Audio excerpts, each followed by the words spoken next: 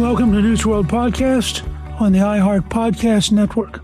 I am really pleased to welcome my guest, Lenny McAllister. Lenny is a Pittsburgh native, a graduate of Davidson College, and a longtime host on news radio KDKA, where his colleagues call him a man who wears many hats. He's been a political analyst on CNN and Fox, a congressional candidate, the CEO of the Pennsylvania Coalition of Public Charter Schools, and a fixture at events ranging from CPAC to the NAACP to the Essence Music Festival. He was one of the earliest Black Republicans to emerge in the wake of the 2008 election, and over the years, he has worked alongside figures as different as Michael Steele and the Reverend Jesse Jackson, Americans for Prosperity and the ACLU, Tea Party Patriots, and the Rainbow Push Coalition. As you can see, he's a man of great, diverse energy. He's joining me to discuss his new book, A Venn Diagram of One, An American Story, out now from Frederick Douglass Books, an imprint of Forefront Books distributed by Simon & Schuster. Part memoir, part policy manifesto. The book traces Lenny's own life, from a gunshot wound that nearly took his father's life, to a funeral where a grieving family's custody of a child was seized in front of him, to build a case for what he calls the three pillars of a functioning America: security, empowerment, and opportunity. Coming up, Pittsburgh commentator and author Lenny McAllister joins me to talk about his new book, A Venn Diagram of One, An American Story. That's next.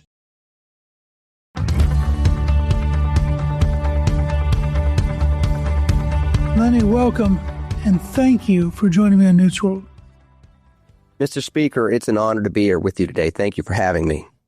How do you keep balanced so many different things?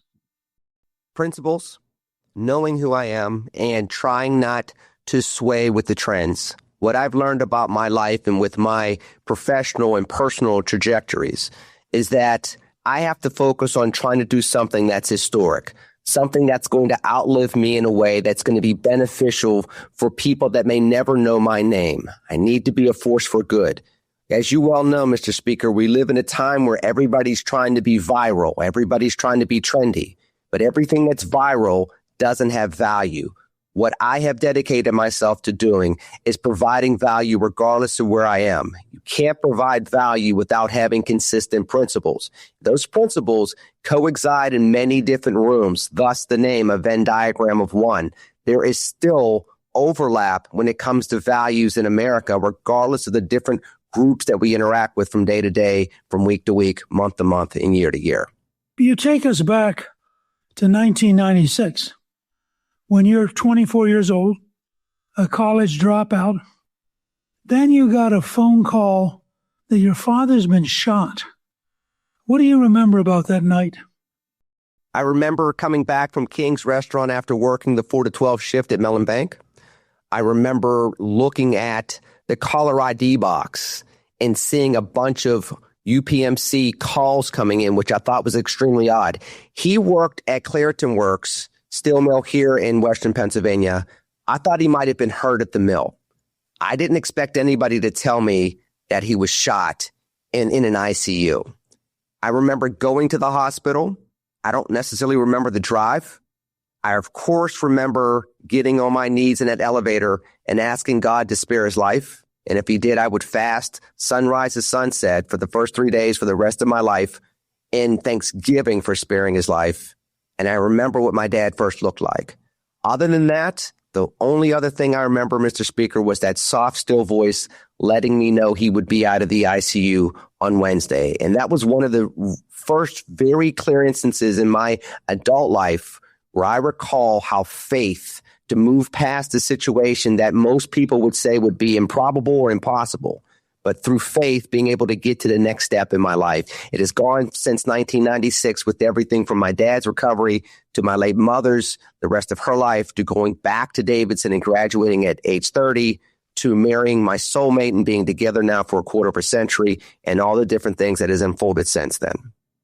It's a great story, and I'm curious because at 24, you've already gone from being very promising to a period when you kind of felt like your life had stalled out.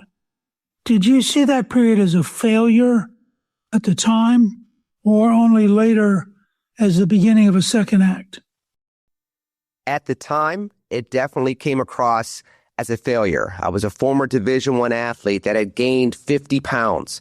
I was a college dropout. I was a 21-year-old father that went from some of the most prominent schools in the United States to cutting lunch meat at the local supermarket and thinking that it was a promotion to move up as a temporary employee and make $6 an hour typing. Even in the book, A Venn Diagram of One, in that chapter about my dad, it talks about a discussion that he and I had where he, as the namesake, expressed his disappointment in the fact that I had dropped out of school, that I wasn't living up to my potential. And in that moment, I had not.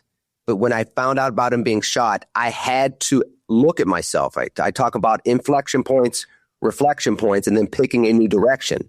In that moment, I had to reflect upon who I was at that time and if that was going to be good enough to help my dad and help my family. It obviously was not. And in that reflection point, I had to decide I have to pick a new direction in regards to who I'm going to be. And that did include starting to live up to my potential in that moment in November of 1996. But it sounds like your father was a significant impact on you. What was he like? Well, he's still around. He's 84 years old. He is a guy that didn't necessarily love learning as much as he does now. He was an average student. My mother and he were both kids from working class Pittsburgh, East End of Pittsburgh, that were just average students. But together, they raised 3 college graduates. And from the time I can remember, faith was important. We were born and raised Catholic. Reading was important. Learning was important. Grades were important. Being ahead of the curve, making sure we understood society. When we played sports, Mr. Speaker, we had to read the rule book for every sport that we were going to participate in before the season started so that we knew all the rules and we were equipped to succeed. He's always been that guy. He's always been somebody that's chased learning in his adult life. He's a guy that, as I mentioned in the book, probably would have been a surgeon if he had more of the support as a child, just the way he loves putting together puzzles, the way he ended up building a career as a computer technician and later working at the steel mill. He's a guy that still goes to the gym 4 times a week at 84 years old. He is somebody that, like I said about my mother as well in the book, they were superheroes because of what they did through the 40s, 50s, and 60s to raise us was just against the odds and absolutely amazing. I was really surprised. Your dad survives, but he spends 11 months in the hospital. That's a long time.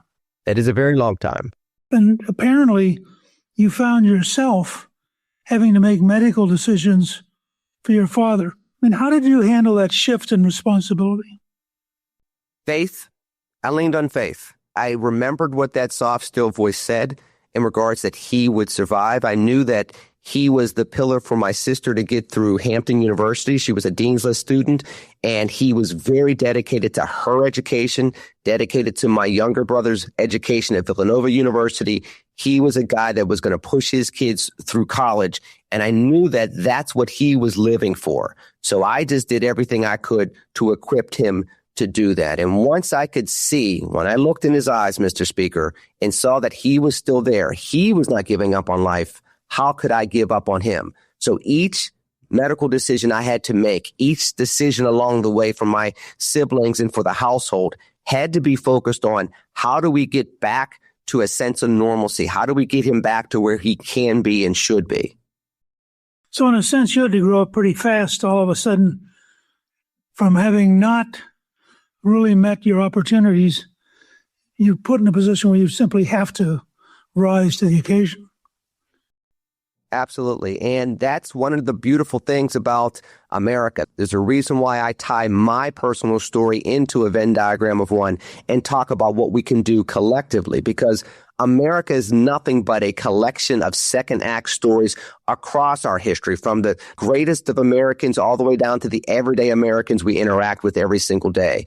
By being able to show how I was able to overcome my first acts, my stumbles, my flaws, and show that vulnerability, there's an opportunity to show folks that if you just have that faith spiritually in something higher, secularly in the beauty and the power of America and what potential it provides us all, you can find that second act, be better, and discover the dreams you never even realized you can have for yourself.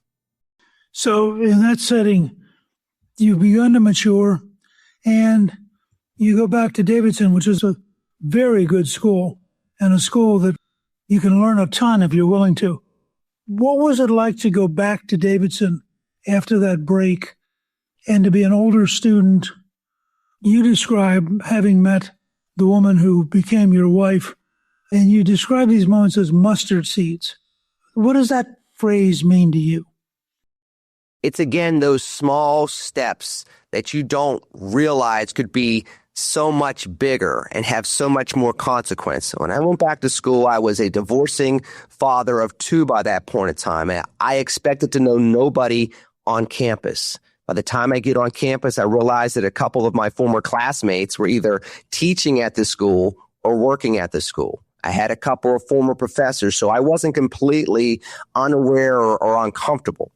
But then my now current wife, she had survived domestic violence in a previous relationship that prompted her to have to drop out of school. She comes back to school. And this is somebody that I had been friends with since 1991, but before Facebook and before cell phones, hadn't talked to her in over 7 years. Come to find out, 3 to 4 weeks on campus, she's back at school as well. And we rekindled our friendship much before it became a romance.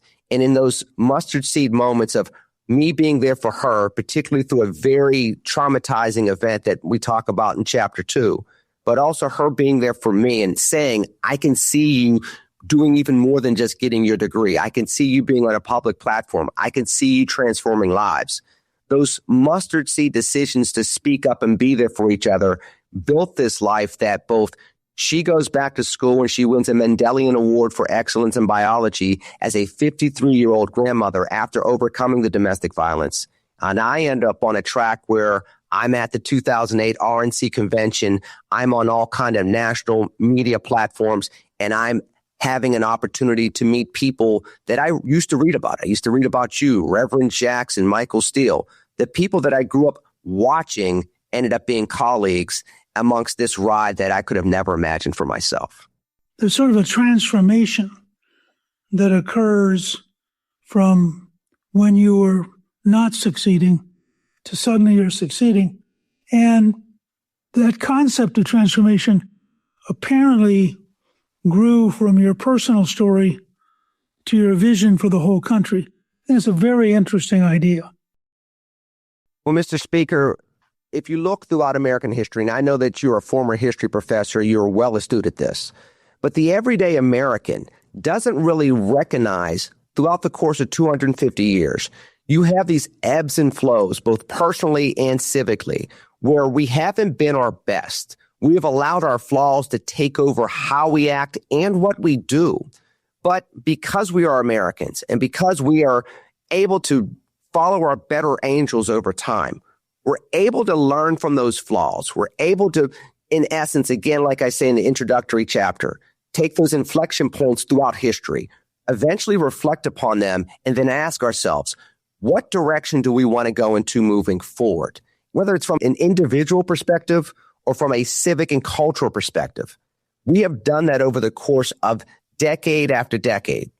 As a result, we end up being that more perfect union. We end up finding a way to get over our flaws. We find a way to reunite after we've been divided for a very long time.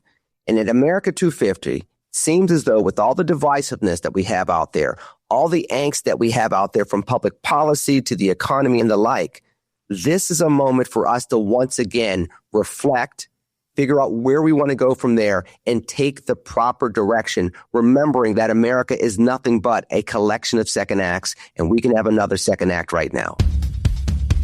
When we come back, We'll talk about America's growing divisions and the loss of shared patriotism.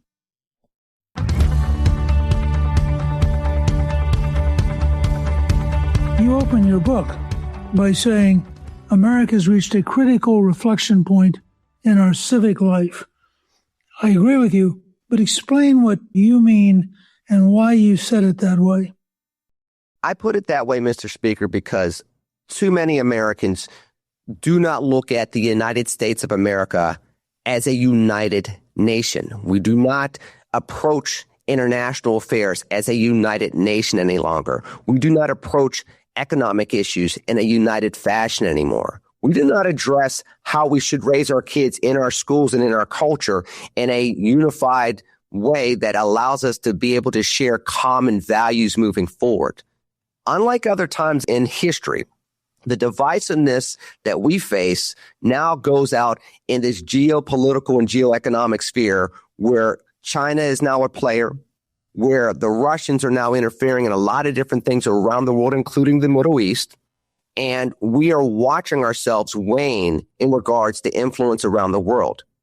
In order to reclaim what we should be as Americans, to be that shining city on a hill that Ronald Reagan talked about, we have to reunite behind some common values and understand that part of our strength is our diversity. We shall not agree upon every single thing. In fact, the founders, all the way back to the Federalist Papers, basically counted on the fact that we're not going to agree on everything, but the counterweight of one versus another would keep the common good moving forward. We seem to have forgotten about that because, again, as I mentioned earlier, most of us are now focused on being trendy, not being historic. We're focused on being viral, not providing value. We have to get back to providing the value that our children and our grandchildren will need to make sure America is strong, vibrant, and successful for the next 100 years. I agree with that as a goal, but how do you do it? Well, the premise of the book goes through reuniting ourselves based on those three principles I talked about: security, empowerment, and opportunity. And I break them down into different subsections as well. If Americans don't have security in their personhood, their citizenship, or their potential, they don't believe that their potential has merit to move forward in their lives, they'll never look for true empowerment, and they won't chase those opportunities to make that life better as a result. I talk about empowerment. I talk about how there's educational empowerment, and that's more than just academia. That's learning about oneself. That's learning about our culture. That's learning about what America really is and our place in the world. Then being able to pivot, that entrepreneurial empowerment, the ability to rebrand oneself, like I had to in 1996, like I had to in 2000, like I had to as a new husband in 2002 with 2 young kids, to be able to constantly pivot into better iterations of oneself. That's where empowerment comes into play in America. We've seen that across our history. And then, of course, opportunity. And opportunity really boils down to the ability to hope, to act, and to pivot. You have to be able to have the faith that secularly and spiritually you can make a difference. Then you have to act upon that hope. But once you hit that first obstacle or that second obstacle or that third obstacle, you have to have the ability to pivot, move into the next thing that's going to allow you to move forward. America has been a great nation that's allowed people from all corners of the world to come here and be able to hope, act, and pivot to find their American dream. When we go back to those principles once again, more Americans can find their way and move forward from the angst that we're experiencing today. From that perspective, you sort of see once you turn the corner, you just build a momentum of positive achievement. Would that be a fair way to put it? That would be a fair way to put it. And it allows you to be able to see that failure is not necessarily a stop sign. It might be a yield sign. It might be a yellow sign, or it might be a red light. It might make you, again, stop, pause, look around, check the intersection at which you're at, and then proceed forward from there. But if you don't have that security, you will not look for empowerment. If you don't have that empowerment, you can't hope, act, or pivot into those opportunities that will allow that pursuit of happiness to take fruit in America. In that context, it seems to me you have to somehow reach almost into the soul of the American people. They have to have a response that's more than just rational. they have to have a moment of faith.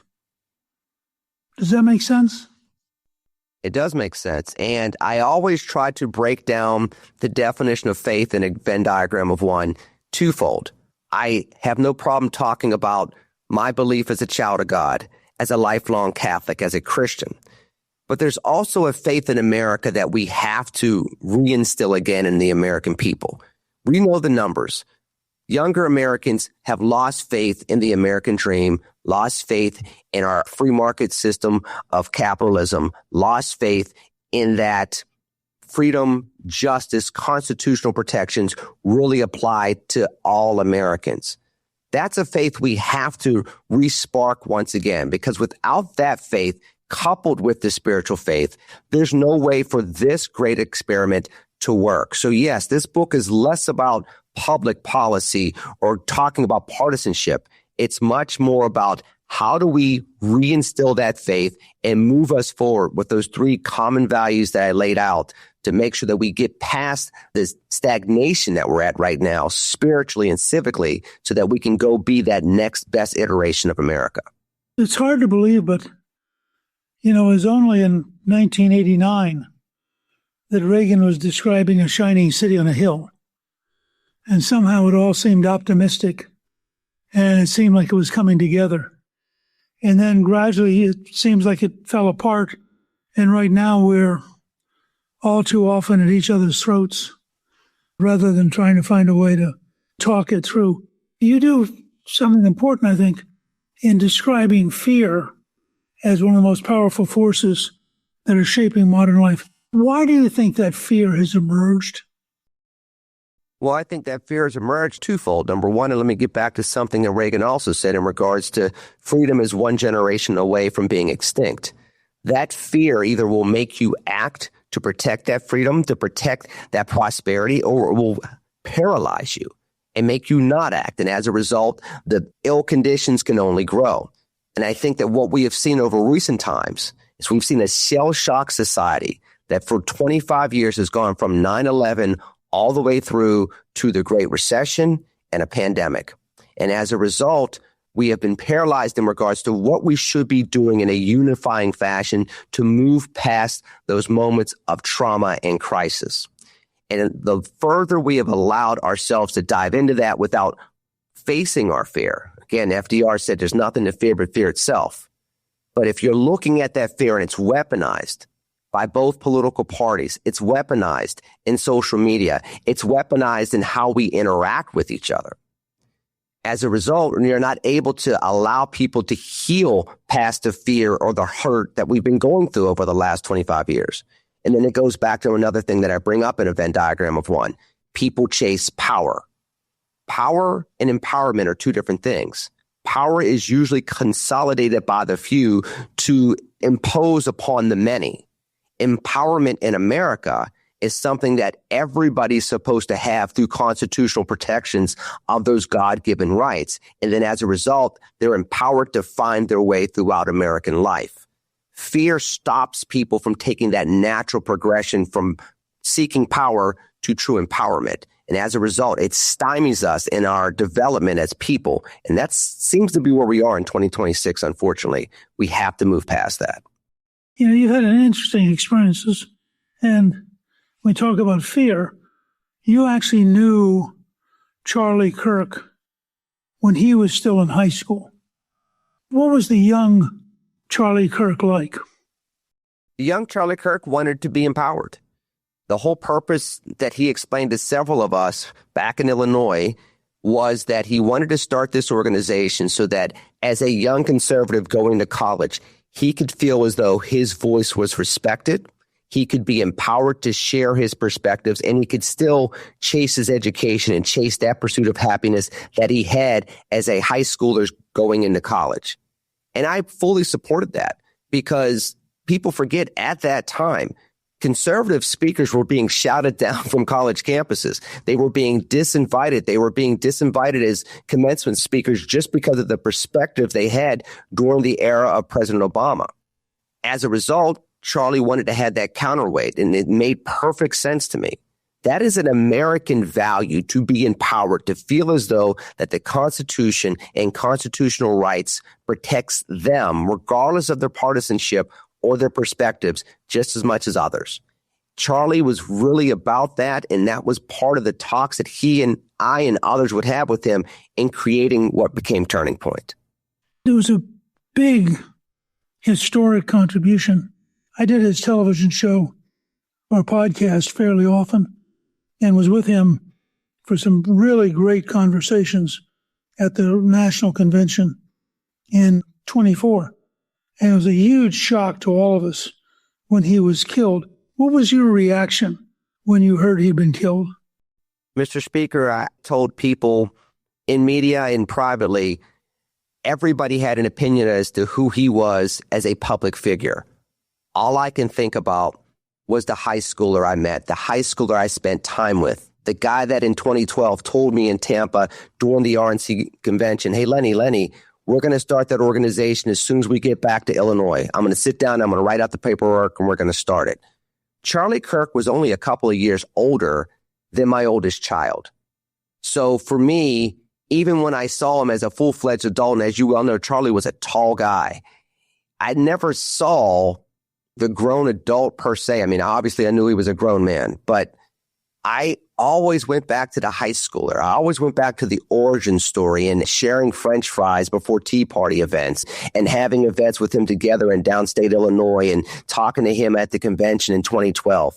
That's where my mind went, and I just grieved for that individual and the humanity of who he was, particularly in such a public display of his murder. I can't remember ever interacting with him where he was down. He always was optimistic. He was always positive. I think that's part of what made it such a tragedy to have him get killed, because he really had brought so much life into the process and was a remarkable human being. Coming up, we'll turn from the problems facing America to Lenny's proposed solutions.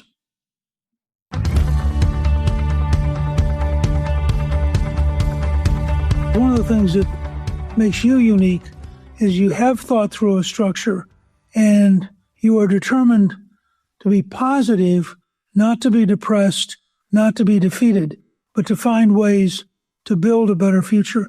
And security, empowerment, opportunity. Talk about how you think about creating a better future and how you think about applying that framework. Well, we definitely, Mr. Speaker, have to do that through public policy. But the public policies we have to put in place have to ensure that more Americans that are currently on the periphery of society have an opportunity to participate. It's one of the reasons why I have been a strong school choice advocate for the longest time. It's not something to bang against traditional public schools.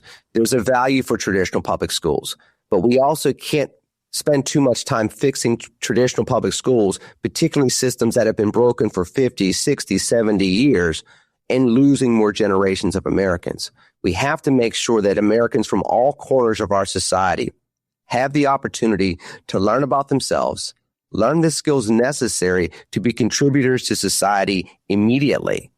And through that, we'll be able to build up our communities once again. There used to be a time, as you well know, where working class communities and poor communities didn't necessarily mean high crime communities.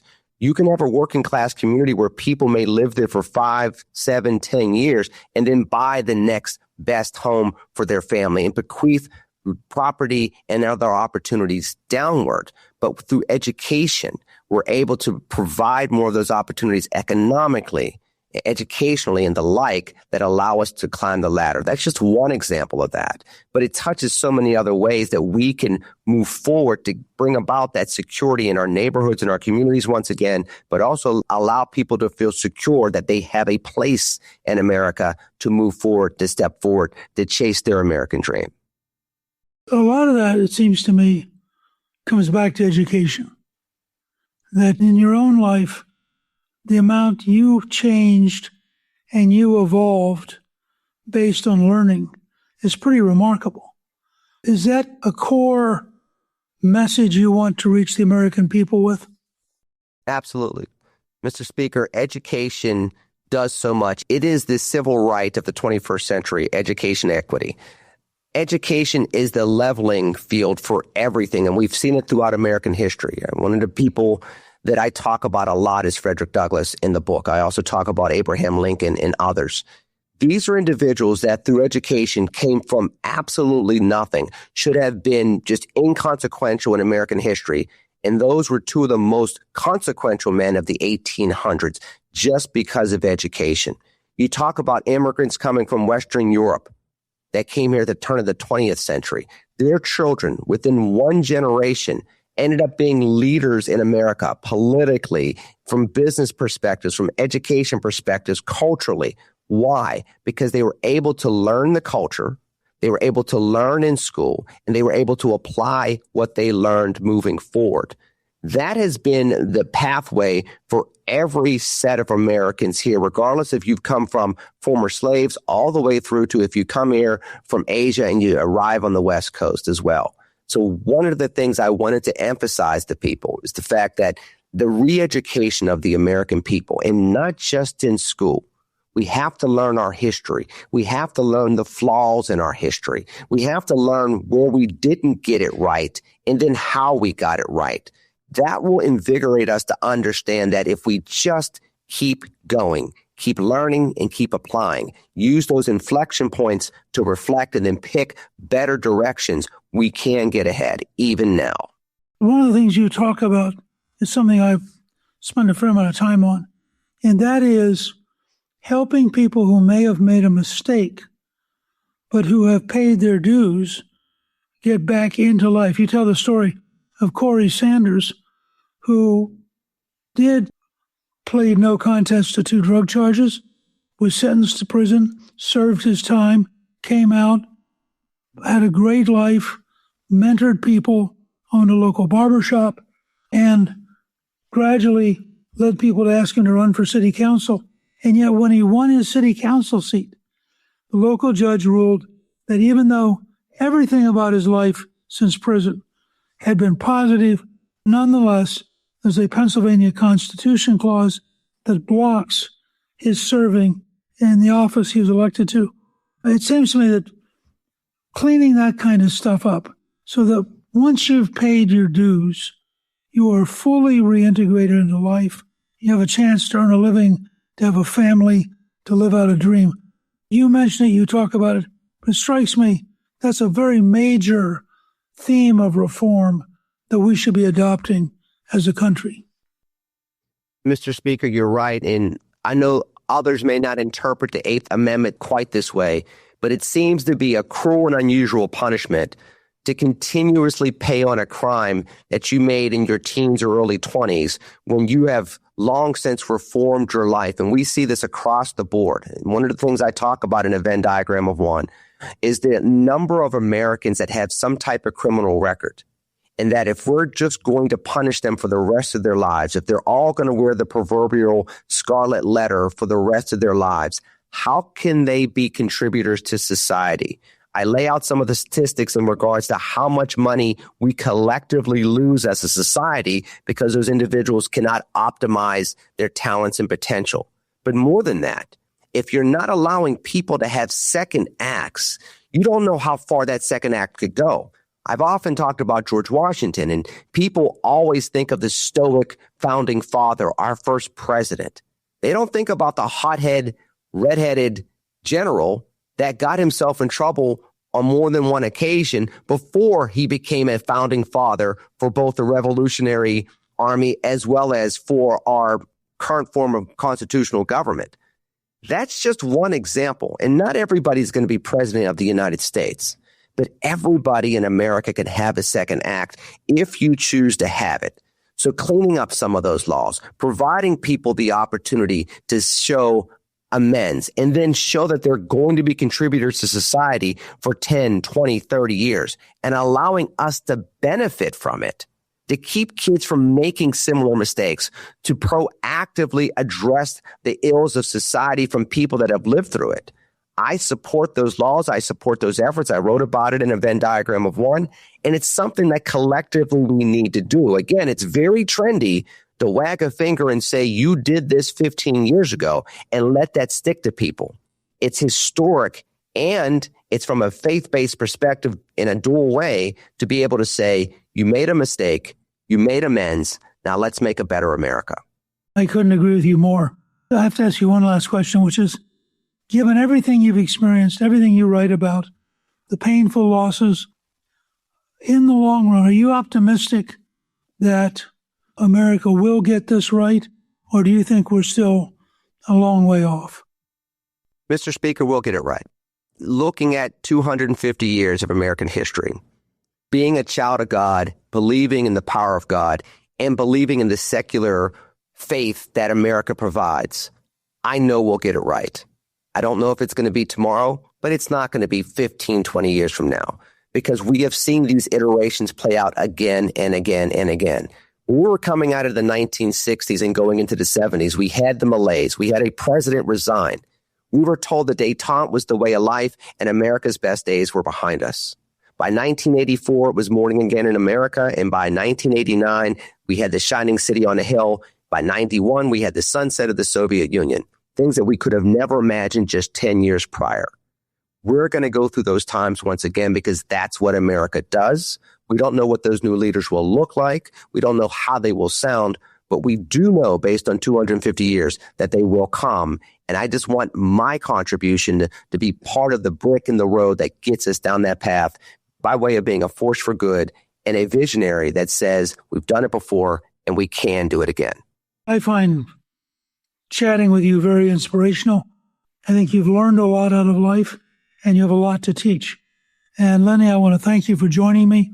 Your new book, A Venn Diagram of One, An American Story, is available now wherever books are sold. And I hope from this conversation, people get some sense of how interesting and how thoughtful you are and why your book is well worth their reading. Thank you so much, Lenny. Thank you, Mr. Speaker, for having me. God bless you, and God bless you all out there. Thank you to my guest, Lenny McAllister. Newt's World is produced by Gingrich 360 and iHeartMedia.